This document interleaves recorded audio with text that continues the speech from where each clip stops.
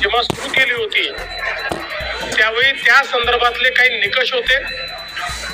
त्या निकषाच्या आधारावर बहिणींना अर्ज करायला सांगितला होता आणि कागदपत्रांच्या पूर्ततेला वेळ लागेल म्हणून ही मुभा दिली होती की त्यांनी सेल्फ सर्टिफिकेशन करायचं.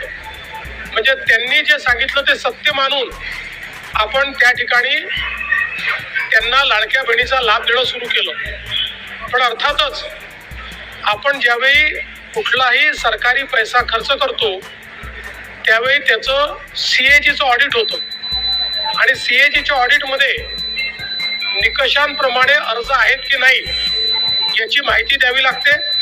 आणि म्हणूनच योजना सुरू झाल्यानंतर आपण त्याचं KYC सुरू केलं आणि वेगवेगळे जे डेटाबेस होते त्याच्याशी कंपॅरिझन सुरू केलं, ज्याच्यामध्ये इन्कम टॅक्स विभागाकडनं आपण माहिती घेतली. सरकारचे जे काही कर्मचारी आहेत त्यांचं जिथनं पेमेंट होतं त्या पोर्टलमधनं आपण माहिती घेतली. जो काही आपला परिवहन विभाग आहे याच्यामध्ये मोटरची ओनरशिप कोणाकडे आहे, 4 व्हीलरची, याच्या डेटाबेसची माहिती घेतली. रेशन कार्ड याच्या डेटाबेसची माहिती घेतली आणि ही सगळी माहिती आपण ज्यावेळेस कोलेक्ट केली त्यावेळी असं लक्षात आलं की 5 लाख लोक असे आहेत ज्यांच्या घरी सरकारी नोकरी आहे. 14,000 तर पुरुषच निघाले. जवळपास 10 लाख असे निघाले की ज्यांचं उत्पन्न 2.5 लाखापेक्षा जास्तीचं आहे. अशा वेगवेगळ्या डेटाबेसमध्ये जे लोक अपात्र झाले त्यांना आपण अपात्र केलेलं आहे. त्यासोबत आपण हे सांगितलं होतं KYC करून घ्या, म्हणजे जे काही माहिती तुम्ही सादर केलेली आहे ती आतापर्यंत सत्य मानण्यात आली, आता त्याची कागदपत्र द्या. पण मोठ्या प्रमाणात KYC झाली नाही. आता एक गोष्ट आपण लक्षात घ्या की ज्यांना अर्ज करता येतो, सेल्फ सर्टिफिकेशन करता येतं, त्यांना KYC करता येत नाही असं मानणं काही योग्य नाही. पण जवळपास 9 महिने सातत्याने पाठपुरावा केल्यानंतरही ज्यांनी KYC केली नाही ते अर्थातच कुठला तरी एखादा निकष पार पाडत नाही म्हणून त्यांनी KYC केली नाही.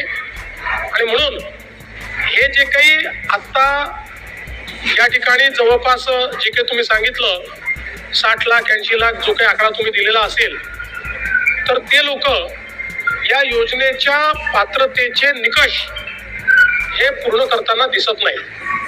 जवळपास 1,70,00,000 महिला, थोडं आकडा कमी अधिक असेल 3-4 हजार, पण 1,70,00,000 महिला ज्या आहेत या निकष पूर्ण पार करतात. त्यांची KYC झालेली आहे, त्यामुळे त्यांना लाडक्या बहिणीचे पैसे मिळतच राहतील. ज्यांनी KYC केली नाही त्यांना आता आम्ही पैसे देणार नाही, पण त्यांनी दिलेले पैसे आम्ही वसुली करणार नाही. मात्र 14,000 ज्या पुरुषांनी पैसे घेतलेले आहेत त्यांच्याकडनं मात्र पैसे हे वसूल केले जातील. त्यामुळे नीट सायंटिफिक प्रोसेसने या सगळ्या गोष्टी केल्या आहेत आणि आजही यांच्यापैकी कोणी जर KYC करणार असेल तर आम्ही विंडो ओपन करायला तयार आहोत आणि त्यांना लाभ द्यायला तयार आहोत. आजही ज्यावेळेस आपण जेवढ्या लाडक्या बहिणींना लाभ देतो